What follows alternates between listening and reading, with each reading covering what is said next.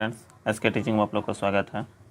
आज से class 10th का फिजिक्स स्टार्ट हो रहा है, जो कि भारती भवन का सॉल्यूशन देंगे। ठीक है, भारती भवन बुक का जितना भी सॉल्यूशन है उसको देंगे। अगर दिया आप लोग अच्छे से वीडियो को देखिएगा और चैनल को अगर सब्सक्राइब कीजिएगा तो हम आगे वीडियो बनाएंगे इसी प्रकार से। ठीक है, तो देखिए अच्छे से, और चैनल को अगर सब्सक्राइब कीजिए चैनल को सब्सक्राइब कर लीजिए। देखिए क्या कहता है, पहला चैप्टर है फिजिक्स, जो है ये मेरे ही द्वारा हम ही लिखे हैं। तो इसमें देखिए लिखा है प्रकाश का परावर्तन। पहला चैप्टर क्या है, रिफ्लेक्शन ऑफ लाइट। देखिए क्या कहता है, प्रकाश के बारे में लिखे हैं। अच्छे से इसको देखिएगा और समझिएगा और चैनल को सब्सक्राइब कर लीजिएगा। ठीक है, अच्छे से देखिए, बिहार बोर्ड के लिए बहुत इंपॉर्टेंट है। ठीक है, देखिए प्रकाश किसे कहते हैं, क्वेश्चन आएगा तो क्या लिखना है। प्रकाश जो है वह कारक है जिसकी सहायता से हम वस्तुओं को देख सकते हैं। ठीक है, प्रकाश करते हैं, याद रखना है, प्रकाश वह कारक है जिसकी सहायता से हम क्या करते हैं, वस्तुओं को देख सकते हैं।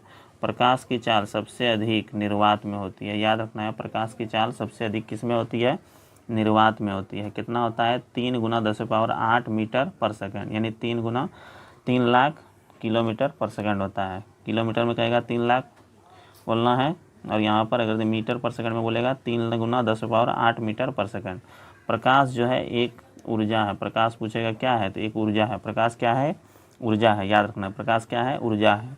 प्रकाश पूछेगा कौन सी रेखा में गमन करती है, तो याद रखना प्रकाश सीधी रेखा में गमन करती है। प्रकाश कौन सी रेखा में, सीधी रेखा में गमन करती है।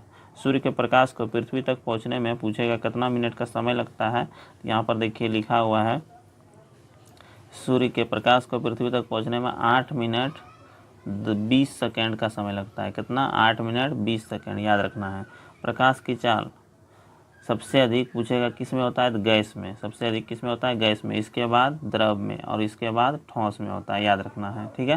प्रकाश स्रोत क्वेश्चन पूछेगा, प्रकाश स्रोत किसे कहते हैं, तो याद रखना है जिस वस्तु से प्रकाश निकलता है उसे प्रकाश स्रोत कहते हैं।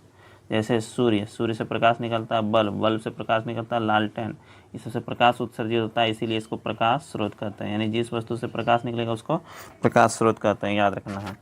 अगला देखिए क्या कहता है ध्यान दीजिएगा, यह 2 प्रकार के होते हैं। यानी प्रकाश स्रोत जो है ना, ये कितना प्रकार के होते हैं, 2 प्रकार के। देखिए यहाँ लिखा है प्राकृतिक और दूसरा है मानव निर्मित। जानते हैं आप लोग प्रकाश के स्रोत जो है कितना प्रकार के, 2 प्रकार के होते हैं, एक प्राकृतिक और दूसरा मानव निर्मित। देखिए प्राकृतिक प्रकाश के स्रोत जैसे सूर्य, सूर्य जो है प्राकृतिक है।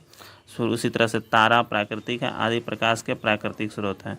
अगला है मानव निर्मित। मानव निर्मित जैसे बिजली का जलता हुआ बल्ब। ठीक है, याद रखना, जलता हुआ बल्ब, और दूसरा मोमबत्ती यहाँ पर जो है, और लालटेन भी हो जाएगा। इस तरह से प्रकाश के स्रोत हो जाएंगे। अगला जो है इम्पोर्टेंट टॉपिक है सारा, जो कि एग्जाम में ये सबसे ऑब्जेक्टिव आते रहता है। देखिए अगला क्या है, प्रदीप्त वस्तुएं पूछेगा। प्रदीप्त वस्तुएं किसे कहते हैं, जिनसे प्रकाश निकलती है उसे प्रदीप्त वस्तु कहते हैं। याद रखना है, जिनसे क्या निकलती है, प्रकाश, उसे प्रदीप्त। जैसे सूर्य, सूर्य से प्रकाश निकलता है, यानी सूर्य पृथ्वी पर सबसे ऊर्जा का सबसे बड़ा साधन क्या है, सूर्य ही है। सूर्य यदि नहीं रहेगा तो कोई भी जिंदा नहीं रहेंगे। ठीक है, यानी कि सूर्य जो है हम लोग के लिए एक तरह से इम्पोर्टेंट है। सूर्य है तो पेड़ पौधा है, और पेड़ पौधा है तो हम लोग हैं। ठीक है, बिजली का जलता हुआ बल्ब। ठीक है, याद रखना है।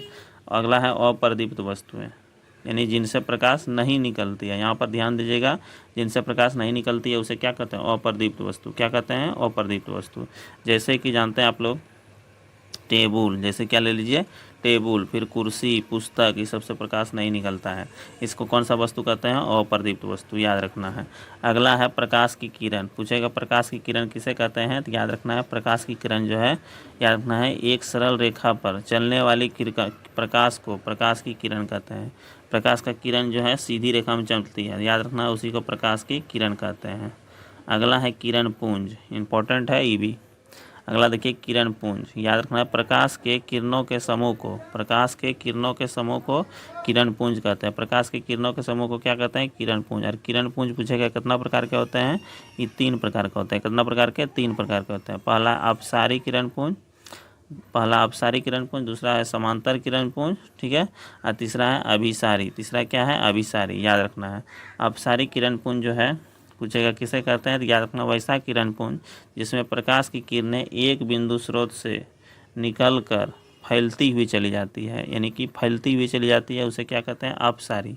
अप मीन्स होता है फैलना, तो यहाँ पर जो है अपसारी में याद रखना है। प्रकाश का किरण जो है एक बिंदु से निकल करके देखिए इस तरह से क्या हुआ, फैलती हुई चली गई है, इसी को क्या कहते हैं अपसारी किरण पुंज। ठीक है, इसी तरह से दूसरा जो है समांतर किरण पुंज, दूसरा क्या है समांतर किरण पुंज। देखिएगा दूसरा समांतर किरण पुंज किसका कहते हैं, समांतर किरण पुंज वैसा किरण पुंज जिसमें प्रकाश की किरणें एक दूसरे के समांतर हो जाती है। देखिए यहाँ प्रकाश का किरण निकला है, इस तरह से एक दूसरे के क्या हो गया समांतर हो गया है, इसी को क्या कहते हैं समांतर किरण पुंज। अगला है अभिसारी, अगला है अभिसारी। अभिसारी में क्या होगा, एक जगह प्रकाश जो है इकट्ठा हो जाएगा। देखिए क्या कहता है वैसा किरण पुंज जिसमें प्रकाश की किरणें एक बिंदु पर आकर जमा हो जाती है, यानी एक जगह इकट्ठा हो जाती है, उसी को क्या कहते हैं यहाँ पर अभिसारी किरण पुंज कहते हैं। देखिए यहाँ पर प्रकाश का किरण यहाँ से मान लीजिए यहाँ से इधर से निकला प्रकाश का किरण, देखिए एक ही जगह आकर के जमा हो गया, इसी को क्या कहते हैं अभिसारी किरण पुंज। ठीक है, इस तरह से समझ सकते हैं। अगला देखिए, अगला टॉपिक जो है इम्पोर्टेंट है, ये भी देखिए अच्छे से क्या कहता है पारदर्शी पदार्थ। पूछेगा पारदर्शी पदार्थ किसे कहते हैं। पारदर्शी मीन्स क्या हुआ, यानी कि कोई भी चीज़ जो है जिनसे कि प्रकाश जो है आर पार चल जाए ना, जैसे कि शीशा क्या है पारदर्शी पदार्थ है। ठीक है, कांच, जैसे कांच, देखिए एग्जाम्पल समझिए, इसका परिभाषा भी लिखने के लिए आता है एग्जाम में। वैसा पदार्थ, ये भारतीय वन बुक से लिए हैं। ठीक है, सारा भारतीय वन बुक का ही है, आप लोग बुक भी देख सकते हैं, टोटल इसका निचोड़ है भारतीय वन का। देखिए वैसा पदार्थ जिनसे होकर प्रकाश की किरणें आसानी से पार हो जाए उसे पारदर्शी पदार्थ कहते हैं, याद रखना है। जैसे हवा, हवा एक पारदर्शी है, हवा में कोई भी चीज़ जो है आर पार चल जाता है। उसी तरह कांच, फिर साफ पानी, साफ पानी रहता है तो उसमें क्या होता है पारदर्शी है, यानी उससे दिख जाता है कोई भी चीज़। ठीक है, अगला अपारदर्शी पदार्थ, अगला क्या है अपारदर्शी, वैसा पदार्थ जिनसे होकर प्रकाश की किरणें पार नहीं होती है। ठीक है, उसे अपारदर्शी पदार्थ कहते हैं। जैसे लकड़ी, लकड़ी से जो है प्रकाश का किरण पार नहीं होगा तो उसे अपारदर्शी कहेंगे। जैसे लोहा, लोहा से भी प्रकाश का किरण पार नहीं होगा, उसे क्या बोलेंगे अपारदर्शी। फिर पत्थर इत्यादि। ठीक है, इस तरह से याद रखना। अगला जो है, अगला देखिए ध्यान से क्या कहता है पारभासी। अगला क्या है पारभासी। पारभासी के बारे में समझिएगा अच्छे से, ध्यान दीजिएगा। पारभासी जो है वैसा पदार्थ जिनसे होकर प्रकाश पूर्ण रूप से पार नहीं हो पाए उसे पारभासी पदार्थ कहते हैं, यानी कि प्रकाश जो है ना थोड़ा थोड़ा पार हो। ठीक है, उसी को पारभासी कहेंगे। ठीक है, पहला तेल लगा कागज़, पहला क्या है तेल लगा कागज़। जैसे एग्जांपल में तेल लगा कागज़, तेल लगा कागज़ से प्रकाश जो है थोड़ा थोड़ा पार कर। जैसे बैलून का रबर, बैलून का रबड़, यानी रबड़ जो होता है ना, रबड़ में देखिएगा या बैलून ले लीजिए, उसमें जो है एक तरह से प्रकाश जो है धीरे धीरे पार होगा। हल्का आँख का पलक थोड़ा सा जो है हल्का दिखेगा, दूध, कुहासा, ये सब जो है क्या है पारभासी पदार्थ है। ठीक है, अगला देखिए, अगला देखिए क्या कहता है इम्पोर्टेंट है, ये भी प्रकाश का परावर्तन इम्पोर्टेंट है। यहीं से एक तरह से और भी पीछे भी इम्पोर्टेंट ही था, लेकिन यहाँ पर ज़्यादा इम्पोर्टेंट है। याद रखना प्रकाश का परावर्तन पूछेगा किसे कहते हैं, तो याद रखना है reflection of light. Reflection of light, प्रकाश के किसी बिंदु से टकराकर, प्रकाश का किसी बिंदु से टकराकर लौटने को प्रकाश का परावर्तन कहते हैं, याद रखना है। देखिए यहाँ पर एक क्या लिए हैं अपारदर्शी माध्यम लिए हैं। देखिए इसमें जो है ना अपारदर्शी प्रकाश के परावर्तन में जो है कोई भी समतल दर्पण यहाँ पर ले लिए हैं। इस तरह से समतल दर्पण है, इधर से कोई भी प्रकाश का किरण आया है, यहाँ टकराया है, यहाँ पर देखिए इधर निकल गया है। यहाँ अपारदर्शी माध्यम है, इसीलिए यहाँ पर जो है टकरा करके मान लीजिए शीशा है, शीशा घर वाला शीशा ले लीजिए, उसमें प्रकाश मारिए, टॉर्च थोड़ा सा किनारे से मारिए तिरछा करके, और यहाँ पर इधर से प्रकाश देखिएगा उधर निकल जाएगा साइड में। ठीक है, इस तरह से जब प्रकाश का किरण निकल जाएगा तो उसी को क्या कहते हैं प्रकाश का परावर्तन करते हैं। वही लिखा हुआ प्रकाश के किसी वस्तु से टकराकर, प्रकाश का किसी वस्तु कोई भी किरण, प्रकाश का किरण है वस्तु से टकराकर लौटने को उसी माध्यम में लौट गया है कि नहीं। ठीक है, तो यहाँ पर उसी को क्या कहते हैं प्रकाश का परावर्तन कहते हैं। अगला है आपतित किरण। देखिए आपतित किरण किसे कहते हैं समझिएगा। आपतित किरण यहाँ ध्यान दीजिएगा, दर्पण की सतह पर आने वाली किरण को आपतित किरण कहते हैं। दर्पण की सतह पर देखिए यहाँ पर जो है इस तरह से जो भी किरण है इसको क्या कहते हैं, यहाँ पर जो आई है किरण इसी को आपतित किरण यहाँ पर लिख दिए हैं, आपतित किरण कहते हैं। ठीक है, आपतित किरण याद रखना। अगला है आपतन बिंदु। देखिए आपतन बिंदु किसे कहते हैं, दर्पण के जिस बिंदु पर आपतित किरण पड़ती है, यहाँ पर देखिए दर्पण के जिस बिंदु पर यहाँ पर पड़ा है एक तरह से आपतित किरण, यहाँ पर आपतन बिंदु इसी को कहते हैं। दर्पण के जिस बिंदु पर आपतित किरण पड़ती है उसे क्या कहते हैं आपतन बिंदु कहते हैं, याद रखना है। अगला है अभिलंब। अगला क्या है अभिलंब। अभिलंब के बारे में समझ लीजिए ध्यान से। अभिलंब देखिए क्या कहता है, अभिलंब, अभिलंब देखिए क्या कहता है, आपतन बिंदु से खींचा गया लंब, आपतन बिंदु से यहाँ पर जो लंब खींच दिए इस तरह से सीधा, उसी को क्या कहते हैं, अभिलंब कहते हैं। उसे क्या कहते हैं, अभिलंब कहते हैं। अभिलंब को ही एन यानी नॉर्मल से सूचित करेंगे, नॉर्मल भी बोलते हैं इसको, ठीक है। अगला है परावर्तित किरण। दर्पण से परावर्तन के बाद यहाँ पर दर्पण से आपतित किरण आया इधर से, यहाँ टकरा करके इधर चला गया, ठीक है, उसी माध्यम में, और पारदर्शी माध्यम है यहाँ पर, तो यहाँ पर जो है एक तरह से उधर गया, तो यही परावर्तन के बाद किरण वापस लौटती है, तो उसे परावर्तित किरण कहते हैं, उसे परावर्तित किरण कहते हैं, ठीक है। अगला है आपतन कोण। आपतन कोण देखिए, आपतन कोण समझा देते हैं। यहाँ पर आपतित किरण, ये कौन सा किरण है, आपतित किरण, और अभिलंब, ये क्या हुआ, अभिलंब, इसके बीच जो कोण बना है इसी को क्या कहते हैं, आपतन कोण, यहाँ पर लिखा हुआ है। और कहेगा परावर्तन कोण, यहाँ पर देखिए इधर बोला है परावर्तन कोण, परावर्तित किरण, यहाँ पर परावर्तित किरण और क्या है, अभिलंब, इसके बीच जो कोण बनेगा इसी को क्या, कौन सा कोण को बोलेंगे, अब परावर्तन कोण। यहाँ आपतन कोण को आई से सूचित करेंगे और परावर्तन कोण को किसे सूचित करेंगे, परावर्तन कोण को आई से, आर से, यहाँ पर लिख दिए हैं, ध्यान से देख लीजिएगा, ठीक है। अगला देखिए, परावर्तन कोण और आपतन कोण समझ गए होंगे। अब अगला देखिए क्या कहता है, प्रकाश के परावर्तन के पूछेगा कितना नियम है। प्रकाश के परावर्तन के कुल 2 नियम है। प्रकाश के परावर्तन के कुल कितने नियम है, 2 नियम है, याद रखना। प्रकाश क्वेश्चन आता है प्रकाश के परावर्तन के कितने नियम है, तो याद रखना प्रकाश के परावर्तन के 2 नियम है। पहला नियम क्या कहता है, आपतित किरण, परावर्तित किरण तथा आपतन बिंदु पर खींचा गया अभिलंब तीनों एक ही समतल में होते हैं। याद रखना है, आपतित किरण, परावर्तित किरण और आपतन बिंदु पर खींचा गया अभिलंब जो है तीनों एक ही समतल में होते हैं। यहाँ पर अगर नहीं समझेंगे तो यहाँ पर समझ लीजिए फिगर से क्या कहता है।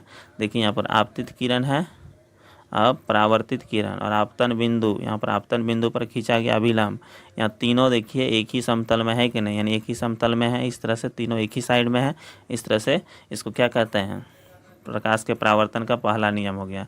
और दूसरा जो है आपतन कोण बराबर परावर्तन कोण। यहाँ पर देखिए दूसरा नियम जो है, आपतन कोण बराबर होता है परावर्तन कोण, यानी कोण आई बराबर होता है किसके, कोण आर के। याद रखना है ये दोनों नियम को, ठीक है। अगला देखिए प्रतिबिंब। अगला टॉपिक क्या है, प्रतिबिंब। देखिए क्या कहता है, प्रतिबिंब किसे कहते हैं, प्रतिबिंब यानी इसको इंग्लिश में कहते हैं इमेज। प्रतिबिंब को क्या कहते हैं, इमेज। किसी बिंदु स्रोत से आती प्रकाश की किरणें दर्पण से परावर्तन के बाद जिस बिंदु पर मिलती है या जिस बिंदु पर मिलती हुई प्रतीत होती है उसे उस बिंदु स्रोत का प्रतिबिंब कहते हैं। याद रखना, परिभाषा पूछता है एग्जाम में, ठीक है। प्रतिबिंब पूछेगा कितना प्रकार का होता है, 2 प्रकार का। अभी प्रतिबिंब बताएंगे, याद रखना है। वास्तविक प्रतिबिंब, पहला वास्तविक प्रतिबिंब और दूसरा आभासी प्रतिबिंब। आभासी का ही दूसरा नाम है काल्पनिक। आभासी प्रतिबिंब, वास्तविक को इंग्लिश में क्या कहते हैं, रियल इमेज। अब आभासी को क्या कहते हैं, वर्चुअल इमेज, ठीक है, या इसी को दूसरा नाम इमेजनरी इमेज कहते हैं। इमेजनरी, वर्चुअल मतलब आभासी, ठीक है। इस तरह से आप समझिए यहाँ पर वास्तविक प्रतिबिंब जो है किसे कहते हैं। सारा थ्योरी हम लिख के लाए हैं, ठीक है। अच्छे से इसको देखिए और चैनल को सब्सक्राइब कीजिए। देखिए क्या कहता है, वास्तविक प्रतिबिंब। वास्तविक प्रतिबिंब, किसी बिंदु स्रोत से आती प्रकाश की किरणें दर्पण से परावर्तन के बाद जिस बिंदु पर वास्तव में, यहाँ पर लिख दिए हैं, थोड़ा सा इस पर ध्यान दीजिएगा, वास्तव में मिलती है उसे उस बिंदु स्रोत का वास्तविक प्रतिबिंब कहते हैं। उसे उस बिंदु स्रोत का क्या कहते हैं, वास्तविक प्रतिबिंब। याद रखना है। अगला है काल्पनिक प्रतिबिंब या आभासी प्रतिबिंब। किसी बिंदु स्रोत से आती प्रकाश की किरणें दर्पण से परावर्तन के बाद जिस बिंदु पर आती हुई प्रतीत होती है, यहाँ पर प्रतीत होती है, ध्यान दीजिएगा, यहाँ पर क्या होता है, प्रतीत होती है, उसे क्या कहते हैं, प्रतीत होती है, उसे उस बिंदु स्रोत का आभासी प्रतिबिंब कहते हैं। याद रखना है, ठीक है। अब यहाँ पर इसको दोनों को समझ गए होंगे आप लोग। अब देखिए समतल दर्पण, अब किसके बारे में पढ़ेंगे, समतल दर्पण। दर्पण जो होता है ना वो 2 प्रकार का होता है। दर्पण कितना प्रकार का, 2 प्रकार का। दर्पण जो है याद रखना है, पहला होता है समतल दर्पण और दूसरा होता है गोलीय दर्पण। समतल दर्पण और गोलीय दर्पण, ठीक है। अब फिर गोलीय दर्पण को 2 भागों में बांटा गया है। पहला हो गया अवतल दर्पण और दूसरा उत्तल दर्पण, अवतल और उत्तल दर्पण, ठीक है। तो इसके बारे में आगे हम लोग समझेंगे। यहाँ पर अगर आप लोग अच्छे से देखिए, यहाँ पर देखिए क्या कहता है समतल दर्पण के बारे में। समतल दर्पण द्वारा प्रतिबिंब का बनना। देखिए समतल दर्पण में जो है प्रतिबिंब देखिए कैसे बनता है, ध्यान दीजिएगा। यहाँ पर देखिए इस तरह से एक दर्पण ले लिए, इस तरह का, इसको क्या कहेंगे, समतल दर्पण। समतल दर्पण इस तरह का, यहाँ पर इस तरह से भी ले सकते हैं हम, इसको भी बोलेंगे कौन सा दर्पण, समतल दर्पण। ये जो इस तरह से दिए हैं, यहाँ पर सिल्वर ब्रोमाइड या सिल्वर, यहाँ पर जो है इसका परत चढ़ा हुआ रहता है, ठीक है, AgBr2। देखिए यहाँ पर क्या कहता है, समतल दर्पण में यहाँ पर जो है एक तरह से, यहाँ पर जो है इस तरह से हम यहाँ पर एक दर्पण ले लिए हैं। यहाँ पर क्या है, ये दर्पण है, देखिए अच्छे से समझिए। यहाँ पर एक दर्पण ले लिए हैं इस तरह से, इसको कलई कर दिए हैं, पीछे इस तरह से रंगा दिए हैं। यहाँ पर जो है मुख अक्ष, इसको सीधा जो है एक लकीर खींच दिए हैं, इसको क्या बोलते हैं, मुख अक्ष, जिसको प्रधान अक्ष भी बोलते हैं। ठीक है, अब यहाँ पर कहीं पर भी हम यहाँ पर वस्तु ले लिए हैं, यहाँ पर क्या लिए, वस्तु लिए हैं। अब वस्तु लिए हैं तो यहाँ पर इससे जो है एक तरह से प्रतिबिंब बनाना है, तो यहाँ पर इस तरह से प्रकाश जो है इसके सीधा में गया, और जब प्रकाश जब सीधी रेखा में जाएगा तो उसी पथ पर जो है लौट जाएगा। ठीक है, अभिलंब जो है अगर डालेंगे सीधी रेखा में प्रकाश का किरण, तो यहाँ पर सीधी कर डालिएगा टॉर्च का किरण, तो उसी पर आपतित किरण और परावर्तित किरण दोनों एक ही रेखा पर हो जाएगा। ठीक है, अब प्रतिबिंब बनने के लिए जानते हैं आप लोग कितना, 2 किरण की आवश्यकता होती है।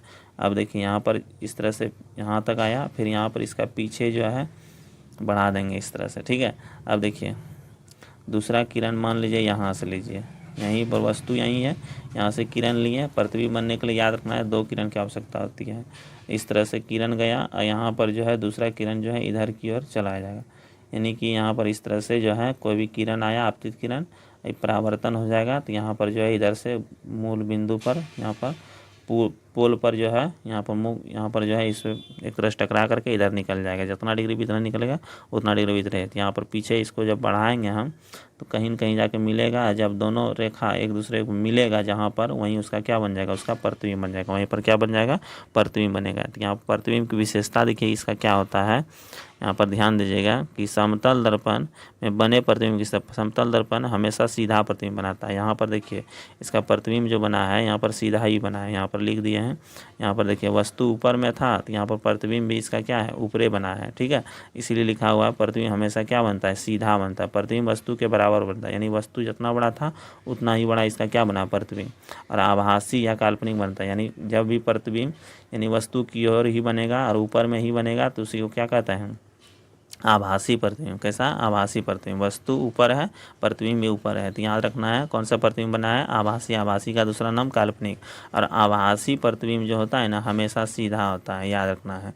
आभासी प्रतिबिंब याद रखना है क्या होता है, सीधा। आभासी, यहाँ पर ध्यान दीजिएगा सी पर, इस पे सी से याद रखना है दिमाग में, सीधा। सी से क्या याद रखना है, सीधा। आभासी प्रतिबिंब कैसा बनता है, सीधा बनता है, दिमाग में सेट कर लीजिए ये। ठीक है, ऑब्जेक्टिव के लिए बहुत इंपॉर्टेंट है, आभासी प्रतिबिंब सीधा बनता है। ठीक है, अगला देखिए वही यहाँ पर लिखे हैं, आभासी प्रतिबिंब बनता है, यानी आभासी का ही दूसरा नाम काल्पनिक। और आभासी प्रतिबिंब कैसा बनता है, सीधा। यहाँ पर वास्तविक प्रतिबिंब यानी प्रतिबिंब हमेशा क्या बनता है, सीधा, वही लिखे हैं यहाँ पर।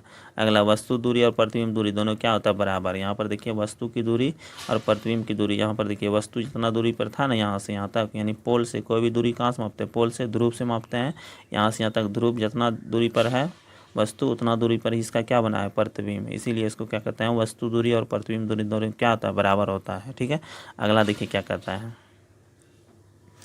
वस्तु दूरी। अगला प्रतिबिंब पार्श्विक रूप से उल्टा बनता है। प्रतिबिंब जो बनता है ना पार्श्विक रूप से उल्टा बनता है, याद रखना इसको। ठीक है, यानी पार्श्विक रूप से उल्टा मतलब एक तरह से जैसे शीशा से में देखिएगा दायां हाथ उठाइएगा थोड़ा बायां लगेगा। ठीक है, उसी को पार्श्विक रूप से उल्टा करते हैं। अगला समतल दर्पण कैसे बनाया जाता है, किसी साधारण कांच के एक सतह पर सिल्वर ब्रोमाइड, वहीं पर लिख दिए हैं सिल्वर ब्रोमाइड AgBr। ठीक है, कहाँ परत चढ़ाकर, इसका परत चढ़ाकर समतल दर्पण बनाया जाता है। इसकी फोकस दूरी अनंत होती है, याद रखना इंपॉर्टेंट क्वेश्चन है। फोकस दूरी पूछेगा समतल दर्पण का क्या होता है, कहाँ होता है, अनंत। इसका फोकस दूरी अनंत पर होता है, याद रखना है। ठीक है, अगला देखिए समतल दर्पण इंपॉर्टेंट है। समतल दर्पण पर लंबवत पड़ने वाली प्रकाश की किरण परावर्तन के बाद उसी पथ पर वापस लौट जाती है, याद रखना इसको। क्वेश्चन ऑब्जेक्टिव में पूछता है, समतल दर्पण पे कहता है अगर सीधा प्रकाश का किरण जाएगा तो उसी पथ पर जो है क्या हो जाएगा, लौट जाएगा, याद रखना है। ठीक है, अब यहाँ पर देखिए थोड़ा सा ध्यान दीजिएगा, इंपॉर्टेंट है ये भी। देखिए यहाँ पर लिख दिए हैं दर्पण जो है कितना प्रकार का, दर्पण जो है 2 प्रकार है, एक समतल दर्पण और दूसरा क्या हुआ, गोलीय दर्पण। समतल दर्पण जिसके बारे में हम लोग पढ़ चुके हैं, दूसरा क्या है, गोलीय दर्पण। अभी पढ़ेंगे गोलीय दर्पण के बारे में, किसके बारे में, गोलीय दर्पण के बारे में पढ़ेंगे। आप लोग ध्यान से देखते रहिए। गोलीय दर्पण इसको भी 2 भागों में बांटा गया, कितना भाग हुआ, 2। पहला हुआ अवतल दर्पण, इसी को इंग्लिश में कहते हैं कॉनकेव मिरर, क्या कहते हैं, कॉनकेव मिरर। ठीक है, और दूसरा है उत्तल दर्पण, कॉन्वेक्स मिरर, यहाँ पर लिखा हुआ कॉन्वेक्स, इंग्लिश टर्म पे भी ध्यान दीजिएगा। इसी को हिंदी में कहते हैं उन्नतोदार या अभिसारी, उन्नतोदार या अभिसारी दर्पण। अवतल दर्पण का दूसरा नाम दिमाग में रखना है अभिसारी दर्पण, और उत्तल दर्पण का याद रखना है अपसारी। नतोदार यहाँ उन्नतोदार इसको कहते हैं, ठीक है, या इसी को अपसारी कहते हैं, इसको अपसारी कहते हैं, अपसारी दर्पण किसको, उत्तल दर्पण को। देखिए यहाँ पर कोई इस तरह से उत्तल दर्पण होता है, इस तरह से याद रखना है। जब इस तरह से कलई क्या रहेगा तो इसको कौन सा दर्पण कहते हैं, अवतल दर्पण, किसको, अवतल दर्पण। मान लीजिए इधर से दे दिया है, इस तरह से कलई किया हुआ है तो ये भी अवतल दर्पण है, ठीक है। यहाँ पर मान लीजिए इस तरह से दे दिया है, अगर बाहर की ओर कलई, यहाँ पर अंदर की ओर कलई है तो इसको अवतल दर्पण कहेंगे, कौन सा, अवतल दर्पण, ठीक है। इसी तरह से मान लीजिए ऐसे करके दे दीजिएगा तो यहाँ पर पूछेगा तो इसको भी उत्तल दर्पण कहते हैं, ठीक है। अब देखिए गोलीय दर्पण के बारे में, ये तो समझ गए होंगे गोलीय दर्पण। अब देखिए गोलीय दर्पण में क्या लिखा हुआ है, इसका थ्योरी समझिए, इसका परिभाषा समझाते हैं अच्छे से। गोलीय दर्पण, इसको स्फेरिकल मिरर, गोलीय दर्पण मतलब गोल, एक फिगर गोल रहता है, ठीक है, इस तरह से गोला है, ठीक है, इसी से दर्पण बनाया गया है काट करके। गोलीय दर्पण उस दर्पण को कहते हैं जिसका परावर्तक सतह किसी खोखले गोले का एक भाग होता है, जिसका परावर्तक सतह क्या होता है, एक खोखले गोले का भाग होता है, उसको कौन सा दर्पण कहते हैं, गोलीय दर्पण कहते हैं, याद रखना है। अगला देखिए, गोलीय दर्पण मुख्यतः दो प्रकार के होते हैं। गोलीय दर्पण पूछेगा कितना प्रकार के होते हैं, दो प्रकार के। गोलीय दर्पण कितना प्रकार के, दो प्रकार के होते हैं। पहला अवतल दर्पण और दूसरा उत्तल दर्पण। पहला अवतल दर्पण, दूसरा उत्तल दर्पण। पहला अवतल दर्पण, दूसरा उत्तल दर्पण, ठीक है। अवतल को कॉनकेव मिरर कहते हैं और इसको कॉन्वेक्स मिरर कहते हैं, याद रखना है। अवतल दर्पण पूछेगा किसे कहते हैं, समझिए इसके बारे में थ्योरी यहाँ पर लिख दिए हैं अच्छे से। आप लोग के लिए बहुत मेहनत करते हैं, आप लोग चैनल को थोड़ा सब्सक्राइब कीजिए और सब स्टूडेंट को जोड़िए इस चैनल से, ठीक है। देखिए यहाँ पर क्या कहता है, अवतल दर्पण यानी कॉन्वेक्स, वैसा गोलीय दर्पण जिसका परावर्तक सतह अंदर की ओर धंसा हो उसे अवतल दर्पण कहते हैं, याद रखना है। वैसा गोलीय दर्पण जिसका परावर्तक सतह अंदर की ओर धंसा हो उसे अवतल दर्पण कहते हैं, ठीक है, याद रखना। उत्तल दर्पण, अगला क्या है, उत्तल दर्पण यानी कॉन्वेक्स मिरर, वैसा गोलीय दर्पण जिसका परावर्तक सतह बाहर की ओर उभरा हो, जिसका बाहर की ओर उभरा हो, याद रखना है। देखिए यहाँ पर इस तरह से, देखिए यहाँ पर जो है एक तरह से फिगर बनाया है, इस तरह से अंदर की ओर इस तरह से पीछे रंगा हुआ है, यहाँ पर जो है इसका परावर्तक सतह इधर हुआ, ये क्या है, एक तरह से धंसा हुआ है, ठीक है। यहाँ पर भी इसी तरह से देखिए फिगर, यहाँ बाहर की ओर रंगा हुआ है, यहाँ पर अंदर की ओर परावर्तक सतह हो गया, इस तरह से क्या हो, धंसा हुआ है। जब परावर्तक सतह क्या हो, अंदर की ओर धंसा हो उसे क्या कहते हैं, अवतल दर्पण कहते हैं। और उत्तल दर्पण है वैसा गोलीय दर्पण जिसका परावर्तक सतह बाहर की ओर उभरा हुआ है। यहाँ पर देखिए इस तरह से जो है यहाँ पर इस तरह अंदर की ओर देखिए रंगा हुआ है, बाहर की ओर क्या है, उभरा हुआ है, यानी इधर से हम फेस को देखेंगे, ठीक है। तो इसी को क्या कहते हैं, गोलीय दर्पण बाहर की ओर उभरा हुआ हो उसे उत्तल दर्पण कहते हैं। इस तरह से फिगर को यह भी याद रखना है, ये दोनों फिगर है अवतल का, ये दोनों फिगर किसका है, उत्तल का, याद रखना है, ठीक है। अब अगला देखिए,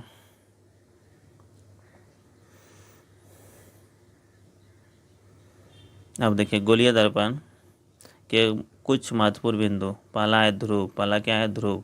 गोलीय दर्पण के मध्य बिंदु को दर्पण का ध्रुव कहते हैं। गोलीय दर्पण इस तरह का है, इसके मध्य बिंदु को क्या कहते हैं, दर्पण का ध्रुव कहते हैं, यानी बीच में जो है यहाँ पर गोलीय दर्पण एक तरह से यहाँ पर इस तरह से गोल जो हुआ है इसका ध्रुव कहते हैं, क्या कहते हैं, ध्रुव।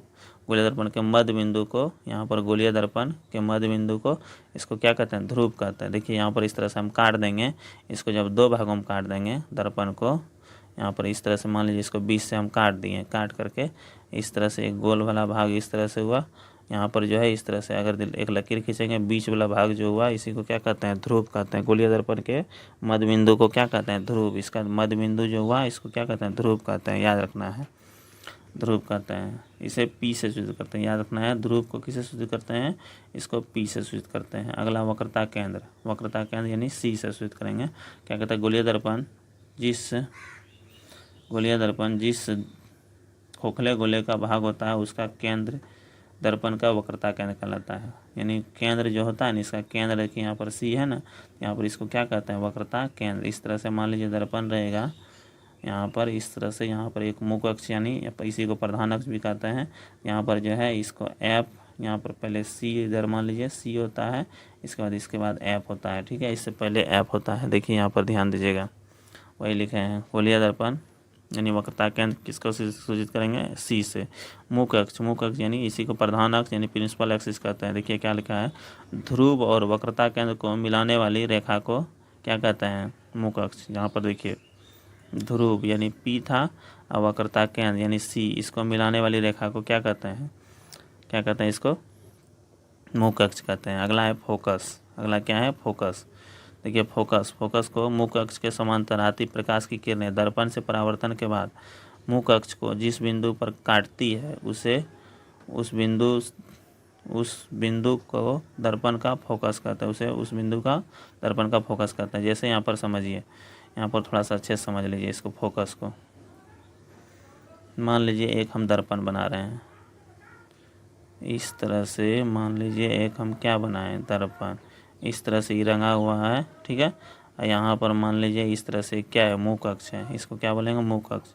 यहाँ पर कोई भी प्रकाश का किरण आया और टकरा करके जिस बिंदु पर यहाँ पर इस टकरा करके जो है मुख्य अक्ष को जहाँ पर एक तरह से प्रतिच्छेद करेगा, काटेगा, तो उसी को क्या कहते हैं, फोकस कहते हैं, ठीक है। उसी को क्या कहते हैं, फोकस कहते हैं। इस तरह से यहाँ पर फोकस हो गया, ठीक है। और यहाँ पर जो है फोकस दूरी जो हुआ यहाँ यानी कि पी से यानी ध्रुव से लेकर के फोकस के बीच की दूरी को फोकस दूरी कहते हैं। यहाँ से इसको छोटी एफ से सूचित करते हैं, किससे, छोटी एफ से, ठीक है। तो यहाँ पर समझ गएंगे। देखिए यहाँ पर लिखा हुआ फोकस समझ गए हैं। अभी बड़ी ऐप से सूचित करेंगे फोकस को और फोकस दूरी को छोटी ऐप से। अगला है फोकस के बाद वक्रता त्रिज्या। ध्रुव और वक्रता केंद्र के बीच की दूरी को वक्रता त्रिज्या कहते हैं, जिसे आर से ध्रुव और वक्रता त्रिज्या कहते हैं। ध्रुव और वक्रता केंद्र के बीच की दूरी का, ठीक है। थोड़ा सा एक बार और फिगर को अच्छे से देख लीजिए, ठीक है, नहीं समझेंगे तो। देखिए इस तरह से मान लीजिए एक हम क्या बनाएं, अवतल दर्पण। कौन सा दर्पण है, ये अवतल दर्पण ले लिए, ठीक है। अवतल दर्पण ले लिए, इस तरह से रंगा हुआ है। यहाँ पर एक तरह से हम इसको मुख्य अक्ष खींच दिए, इसको क्या बोलेंगे, मुख्य अक्ष।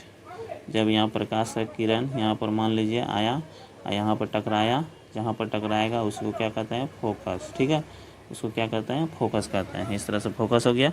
और यहाँ पर जो है एक तरह से सी होगा, सी यानी वक्रता केंद्र हो जाएगा। और यहाँ पर पी जो है पोल और सी के बीच की दूरी को इसको कहते हैं वक्रता त्रिज्या यानी कि आर कहते हैं, ठीक है। और यहाँ से यहाँ तक वक्रता त्रिज्या हो जाएगा। यहाँ पर जो है इस तरह से छोटी एफ यानी पी और एफ यानी फोकस और ध्रुव के बीच की दूरी को फोकस दूरी कहते हैं। फोकस दूरी को छोटी एफ से सूचित करेंगे, अब बड़ी एफ से फोकस को सूचित करेंगे। ध्यान देना इस बिंदु पर, ठीक है। अब वक्रता त्रिज्या जो है इसको आर से और वक्रता केंद्र को सी से सूचित करते हैं, ठीक है। इसको अच्छे से ध्यान दीजिएगा, यहाँ पर वही चीज़ लिखा हुआ है, ठीक है। इस तरह से हम लोग समझ गए होंगे, ठीक है। फ्रेंड्स, एसके टीचिंग में आप लोग का स्वागत है। हम फिजिक्स पढ़ रहे थे क्लास 10th का, जिसमें कि पार्ट 1 वीडियो प्रकाश का परावर्तन चैप्टर पहला चैप्टर है, जिसको कि डाल चुके हैं। अगर यदि नहीं देखे हैं तो आप लोग देख लीजिए। आज पार्ट 2 होगा, जिसमें कि हम आज पूरी फिजिक्स का पहला चैप्टर जो है, मतलब फिजिक्स का जो पहला चैप्टर उसको ख़त्म करने की कोशिश करेंगे। आप लोग ध्यान से देखिएगा और चैनल को सब्सक्राइब नहीं किए, चैनल को सब्सक्राइब कर लीजिए। देखिए क्या कहता है, ध्यान से देखिएगा।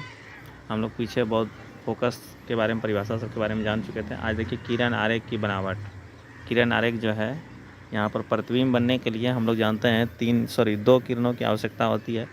देखिए पहला जो है, एक देखिए क्या कहता है, मुख्य अक्ष के समांतर आती प्रकाश की किरणें दर्पण से परावर्तन के बाद फोकस से होकर गुजरती है। दिमाग में रखना है आप लोग को कि जब कोई भी दर्पण है, यहाँ पर मान लीजिए हम अवतल दर्पण लिए हैं, इसको कहते हैं मुख्य अक्ष, बता चुके हैं। इसको पी मतलब ध्रुव हुआ, एफ मतलब फोकस हुआ, सी मतलब वक्रता केंद्र हुआ, ठीक है।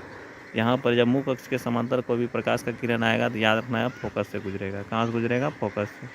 मुख्य अक्ष के समांतर कोई प्रकाश का किरण आएगा, टकराएगा दर्पण में और फोकस से होकर गुजरेगा। कहाँ से गुजरेगा, फोकस से गुजरेगा। याद रखना है, दिमाग में इसको सेट, ठीक है। अब दूसरा क्या कहता है, फोकस से आती प्रकाश की किरणें। अगर मान लीजिए दूसरा देखिए यहाँ पर कहता है फोकस से आती हुई प्रकाश की किरणें दर्पण से परावर्तन के बाद मुख्य अक्ष के समांतर हो जाती है। देखिए यहाँ पर दूसरा नियम क्या कहता है, यहाँ पर हम लिख दिए हैं, अच्छे से ध्यान दीजिएगा। कहता है मुख्य अक्ष के समांतर मान लीजिए कोई भी प्रकाश का किरण फोकस फोकस से मान लीजिए कोई भी प्रकाश का किरण आ रहा है तो कहाँ किसके समांतर हो जाएगा, मुख अक्ष के समांतर हो जाती है। याद रखना है, कोई भी प्रकाश का किरण अगर यदि फोकस से आ रहा है तो किसके समांतर हो जाएगा, मुख अक्ष के समांतर हो जाएगा। ये किरण आरेख का दूसरा बनावट याद रखना आप लोग को। और तीसरा देखिए क्या कहता है, इंपॉर्टेंट है ये भी। तीसरा नंबर क्या कहता है, यदि कोई प्रकाश की किरण ध्रुव पर आए तो दर्पण से परावर्तन के बाद ध्रुव पर जितने डिग्री पर कोई किरण आती है तो परावर्तन के बाद उतना ही डिग्री का कोण बनाते हुए परावर्तित हो जाती है। देखिए यहाँ पर हम फिगर को बनाए हैं, ये आप देखिए। कहता है कोई भी प्रकाश का किरण मान लीजिए ध्रुव पर आ रहा है, ठीक है, ध्रुव यानी पी पर यहाँ पर आया, पोल जिसको कहते हैं, और जितना डिग्री पर आएगा उतने डिग्री का कोण बनाते हुए परावर्तित हो जाएगी। और यहाँ पर जो है दोनों कोण जो है ना आपस में क्या हो जाता है, बराबर। यहाँ पर एक तरह से अभिलंब का काम कर देगा आपका, अभिलंब यानी नॉर्मल का काम, और यहाँ पर दोनों कोण क्या हो जाएगा, बराबर हो जाता है। तो इस तरह से आप लोग ध्यान दीजिएगा। अब तीसरा हो गया। अब चौथा नंबर देखिए, किरण आरेख का चौथा बनावट क्या कहता है, यदि कोई प्रकाश की किरण वक्रता केंद्र से आए, मान लीजिए कोई भी प्रकाश का किरण है, वक्रता केंद्र को सी से सूचित करते हैं, वहीं से आ रहा है, तब उसका जो है वापस जब लौटेगा तो उसी पथ पर लौट जाएगा। वही लिखे हैं कि आए तो दर्पण से परावर्तन के बाद उसी पथ पर वापस लौट आती है। यानी प्रकाश का किरण इधर से आया तो इसी पथ पर क्या होगा, वापस लौट जाएगा। इसे क्या करते हैं, चौथा कंडीशन हो गया यहाँ पर, ठीक है। अब देखिए ध्यान दीजिएगा, प्रतिबिंब बनने के लिए बताए थे कितना किरणों की आवश्यकता होती है, 2 किरणों की। हम आज जो ट्रिक बता रहे हैं आप लोग को, 6 ठो कंडीशन बताएंगे, जिसमें कि 6 जो है आप लोग को याद रखना है। बहुत इंपॉर्टेंट और सटीक तरीका से बताएंगे, आप लोग ध्यान दीजिएगा तो सब समझ में आ जाएगा, ठीक है। देखिए क्या कहता है, कहता है अवतल दर्पण को ही बताए थे कॉन्वेक्स मिरर कहते हैं। अवतल दर्पण बराबर होता है उत्तल लेंस, यानी अवतल दर्पण में जिस तरह का प्रतिबिंब बनेगा उसी तरह का प्रतिबिंब आपका किस में बनेगा, उत्तल लेंस में भी बनेगा। उत्तल लेंस अगला चैप्टर में है, आप लोग पहले इसको प्रकाश का परावर्तन देख लीजिए, इसके बाद प्रकाश का अपवर्तन बताएंगे, तो उसमें उत्तल लेंस के बारे में बताएंगे। देखिए यहाँ पर क्या कहता है, ध्यान दीजिएगा इस वीडियो को। देखिए यहाँ पर टोटल जो है हम 6 कंडीशन बता रहे हैं। पहला जानते हैं आप लोग, इसको कहते हैं मुख अक्ष। इसको क्या कहते हैं, मुख अक्ष। यहाँ पर लिख दिए हैं मुख अक्ष, ठीक है। देखिए मुख अक्ष यहाँ पर हो गया फोकस, एफ यहाँ पर लिखा है, यहाँ पर सी, यानी फोकस पी एफ और सी, और यहाँ पर अनंत ले लिए हैं, इसको क्या बोल रहे हैं, अनंत, याद रखना है, ठीक है। देखिए पहला कंडीशन है, जब वस्तु, ऊपर में क्या है, ये सब वस्तु है, ऊपर में क्या है, ये सब वस्तु है, तो वस्तु जो है ऊपर में रखे हैं, पहला वस्तु रखे हैं कहाँ पर, अनंत पर। दूसरा वस्तु लिए हैं अनंत और सी के बीच, दिमाग में रखना है, दूसरा कंडीशन। तीसरा लिए हैं सी पर, सी यानी वक्रता केंद्र पर। और चौथा लिए हैं सी और एफ के बीच, चौथा कहाँ लिए हैं, सी और एफ के बीच। अब पचमा लिए हैं, कहाँ पर लिए हैं पचमा, यहाँ पर याद रखना है, पचमा लिए हैं एफ पर। और छठा लिए हैं पी और एफ के बीच, छठा कहाँ लिए हैं, पी और एफ के बीच, ठीक है।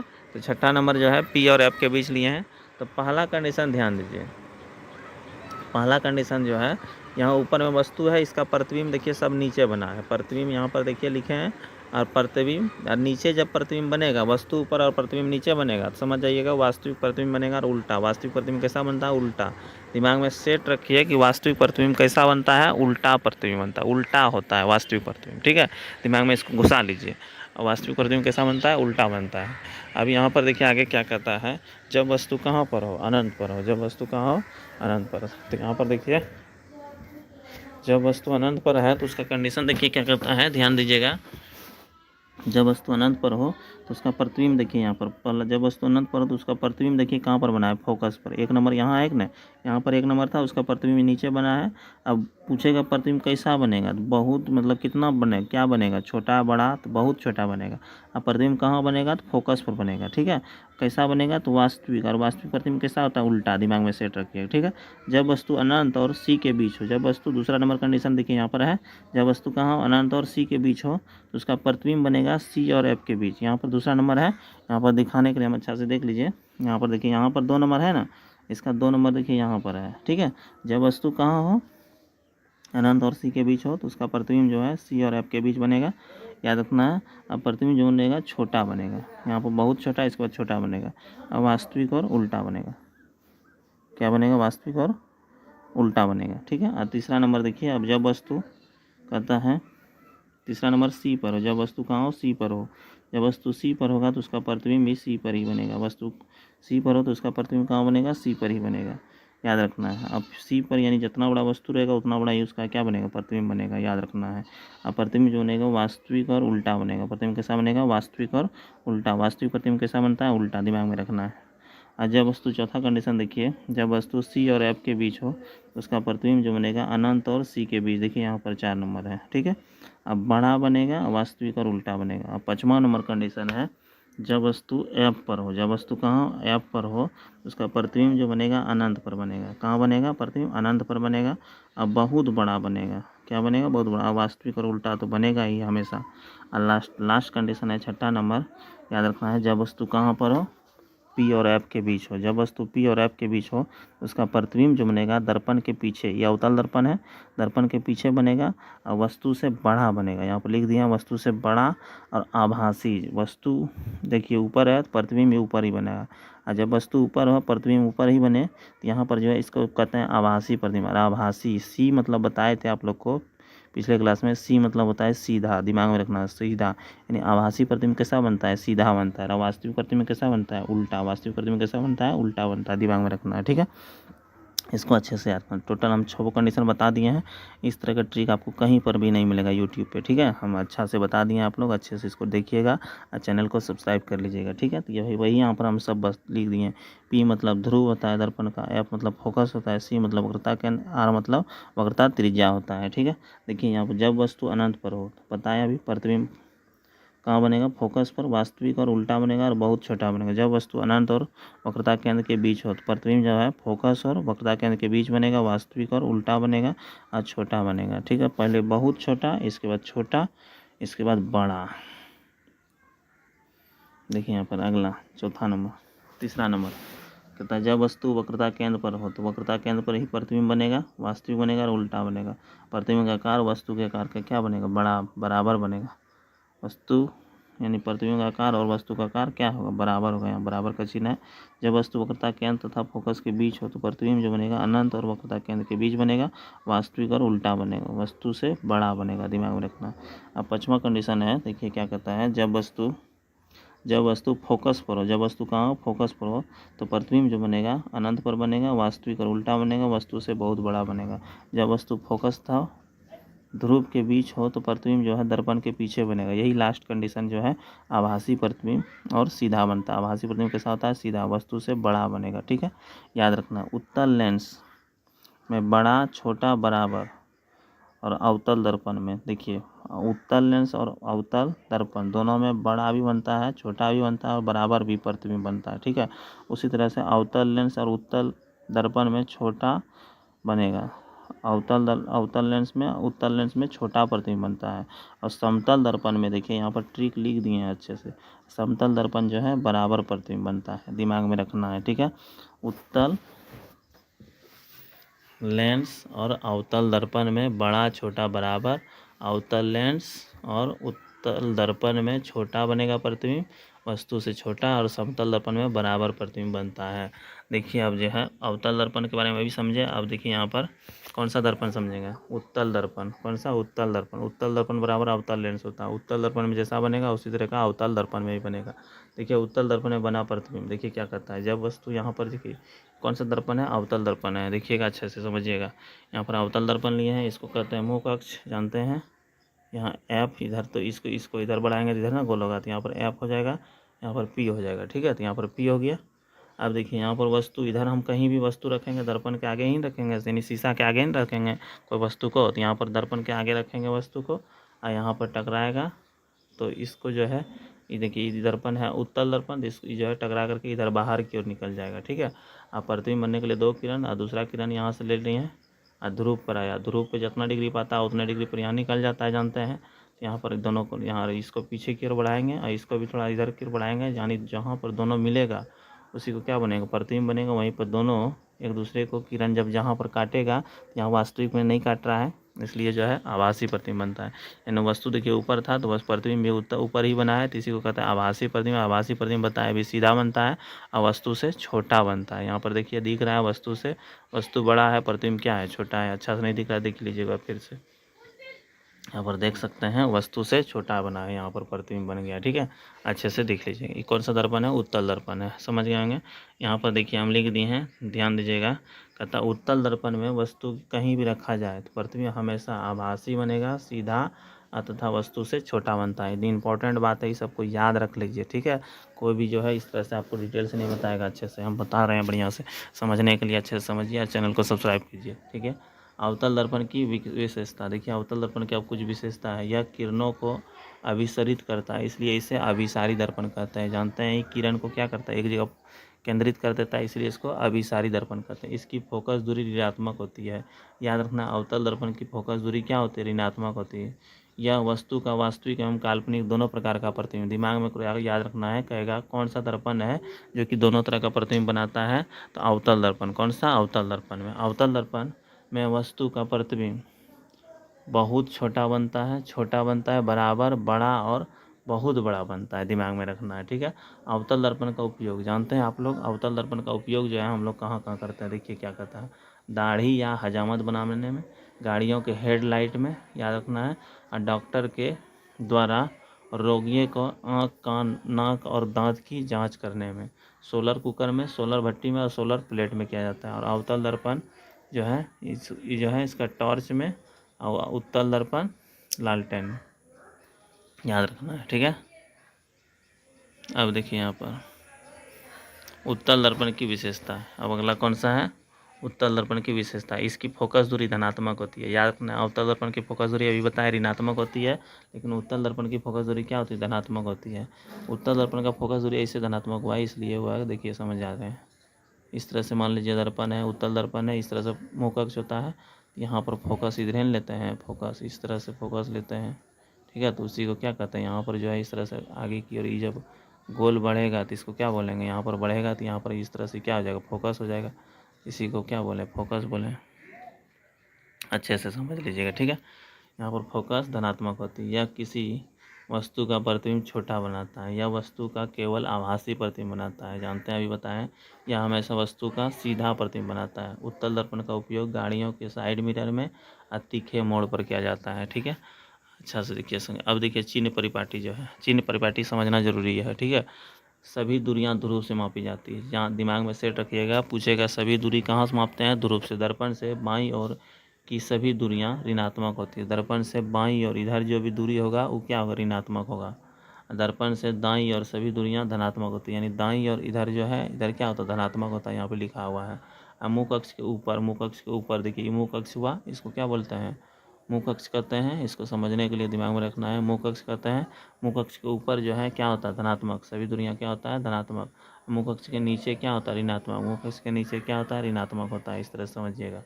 आवर्धन की परिभाषा देखिए, आवर्धन किसको कहते हैं, दिमाग में सेट रखना है आवर्धन का परिभाषा।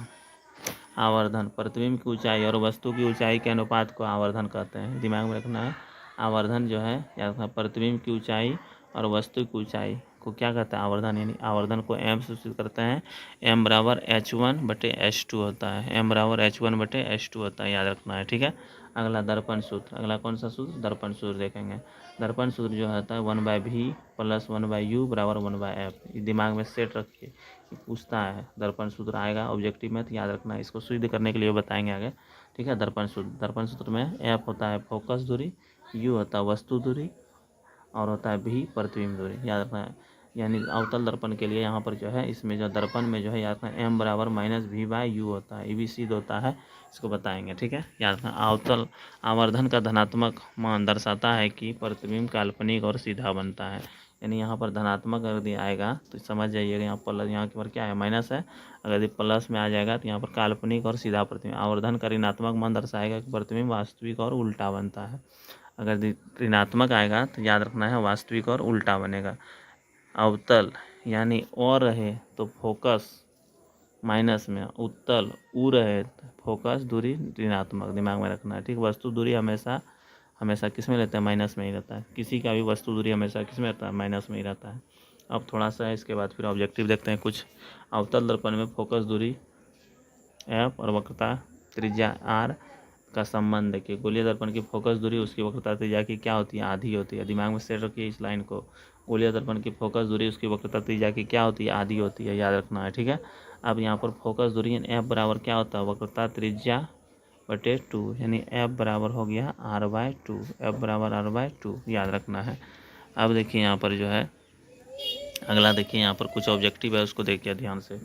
ऑब्जेक्टिव में कहता है, ऑब्जेक्टिव देख लीजिए अच्छे से। कहता है दर्पण के सामने किसी भी दूरी पर स्थित वस्तु का प्रतिबिंब सीधा प्रतीत होता है। सीधा प्रतीत, जहाँ भी प्रतिबिंब सीधा बनेगा समझ जाइए समतल दर्पण या उत्तल होगा। समतल दर्पण या कौन सा, उत्तल दर्पण होगा, याद रखना। सीधा प्रतिबिंब वही बनाता है। प्रकाश की किरण गमन करती है सीधी रेखा में। बता चुके हैं प्रकाश तरंग का उदाहरण है विद्युत चुम्बकीय तरंग। प्रकाश कैसा तरंग है, विद्युत चुम्बकीय। समतल दर्पण की फोकस दूरी अनंत पर होती है, दिमाग में रखना है। समतल दर्पण की फोकस दूरी अनंत पर होती है, ठीक है। अगला, फोकस किसी कार के अग्रदीप में प्रयुक्त दर्पण। कार के अग्रदीप में जो है अवतल दर्पण। कार के आगे जो है यहाँ पर याद रखना है अवतल दर्पण। अगला, किस दर्पण का उपयोग पश्च दृष्टि के रूप में किया जाता है। पीछे देखने के लिए याद रखना है उत्तल दर्पण। किसका, उत्तल दर्पण, याद रखना है। काल्पनिक प्रतिबिंब हमेशा क्या होता है, काल्पनिक प्रतिबिंब हमेशा सीधा होता है। काल्पनिक प्रतिबिंब हमेशा क्या होता है, सीधा। अवतल दर्पण की फोकस दूरी हमेशा ऋणात्मक होती है। याद रखना। हजामत के लिए किस दर्पण का उपयोग करते हैं, अवतल का। हजामत के लिए अवतल। उत्तल दर्पण की फोकस दूरी क्या होगा, जिसकी त्रिज्या 32 सेंटीमीटर है। जानते हैं त्रिज्या दिया है तो यहाँ एफ निकालना है, तो एफ बराबर जानते हैं क्या होता है, r/2 होता है। तो यहाँ पर रख दीजिए, यहाँ पर 32 को 2 से भाग दे दीजिएगा तो कितना हो जाएगा, 16। तो यहाँ पर इसका फोकस क्या हो जाएगा, 16 हो जाएगा, याद रखना है। अगला क्या कहता है, उत्तल दर्पण और अवतल दर्पण के अंतर देखिए। इसको अंतर को समझ लीजिए, अंतर आता है लिखने के लिए। उत्तल दर्पण का परावर्तक सतह हमेशा, उत्तल दर्पण का परावर्तक सतह बाहर की ओर उभरा होता है और अवतल दर्पण का परावर्तक सतह अंदर की ओर धंसा होता है। पहला अंतर हुआ, उत्तल दर्पण में वस्तु का प्रतिबिंब हमेशा आभासी बनता है। कैसा बनता है, आभासी। अवतल दर्पण में वस्तु का प्रतिबिंब वास्तविक और आभासी दोनों बनता है। वास्तविक और आभासी दोनों बनता है। उत्तल दर्पण किरणों को अपसारित करता है और यह किरणों को अभिसरित करता है। यह क्या करता है, अभिसरित करता है, ठीक है। अपसारित मतलब फैलाता है, ये क्या कहता है, अभिसरित यानी सिकुड़ता है। यह दर्पण वाहनों में साइड मिरर के रूप में लगता है और इसका उपयोग जो है अग्रदीप में, यह दर्पण वाहनों के अग्रदीप में उपयोग में किया जाता है, याद रखना है, ठीक है। अग्रदीप में किया जाता है आगे देखने के लिए, ठीक है। इस तरह से जो है हम अब जो है इसका पहला चैप्टर ही कंप्लीट हो गया है। अगला चैप्टर जो है प्रकाश का अपवर्तन है, इसको अगले वीडियो में देखेंगे। तो इस वीडियो में इतना ही रहते हैं और चैनल को सब्सक्राइब नहीं है, चैनल को सब्सक्राइब कर लीजिए और लोगों को बताइए इसके बारे में, ठीक है। हम डिटेल से इस वीडियो को डाल चुके हैं। अब अगला जो है चैप्टर जो है कुछ ऑब्जेक्टिव इससे पहले ही हम डाल चुके हैं, ठीक है। फिजिक्स का सारा 205 ऑब्जेक्टिव या 265 ऑब्जेक्टिव इसी तरह से है, तो आप लोग अच्छे से देख लीजिएगा उसको भी और चैनल को सब्सक्राइब कर लीजिएगा। मिलते हैं नेक्स्ट वीडियो में। जय हिंद, जय भारत।